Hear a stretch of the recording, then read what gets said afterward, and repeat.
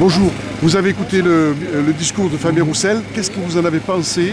Est-ce qu'il vous a convaincu? Est-ce que ça vous donnera envie d'aller voter, d'aller amener tous vos voisins pour aller voter de votre quartier?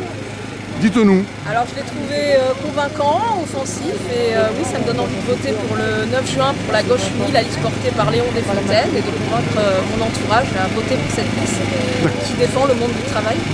Très bien. Est-ce que vous pensez que la gauche est vraiment réunie?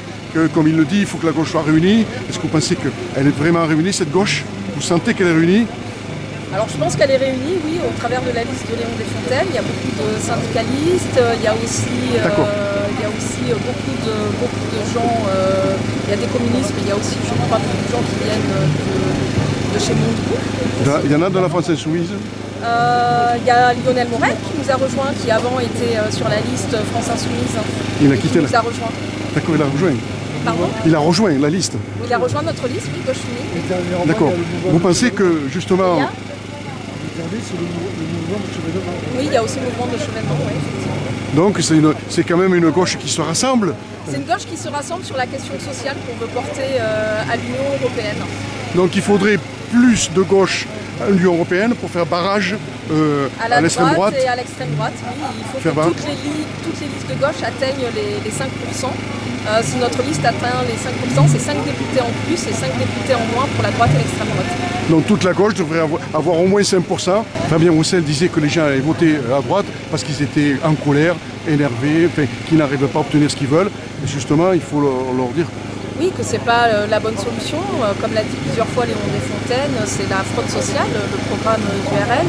C'est-à-dire qu'ils ont un discours faussement social et ils votent tout le contraire dès qu'ils en ont la possibilité. Ils n'ont pas voté la hausse du SMIC et ils votent contre l'intérêt. Ils ont voté aussi contre moi, je crois, sur les déserts médicaux. Voilà, ça c'est la réalité. Alors il y a eu une belle mobilisation quand même pendant la réforme des retraites. La gauche a su suivre. Ouais. Après pour les élections européennes, c'est quand même pas du tout le même mode de scrutin. Et la gauche fait plus en présentant des listes séparées qu'en étant réunis. Les électeurs ont le droit aussi de voter pour leur idée. C'est pas la même vision de l'Union européenne entre les écolos qui ont une vision plutôt fédéraliste et nous, par exemple. Je pense que chacun a le droit de défendre sa spécificité et ses idées.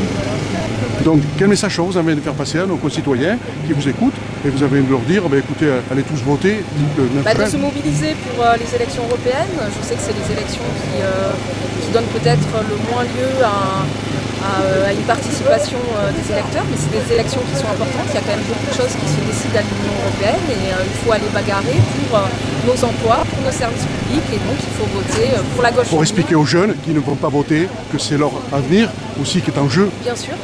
Et je pense qu'ils doivent aller voter aux élections européennes. Et pour la Gauche Unie, la liste portée par Léon Desfontaines. Merci, c'est gentil à vous. Super, c'est dans la boîte.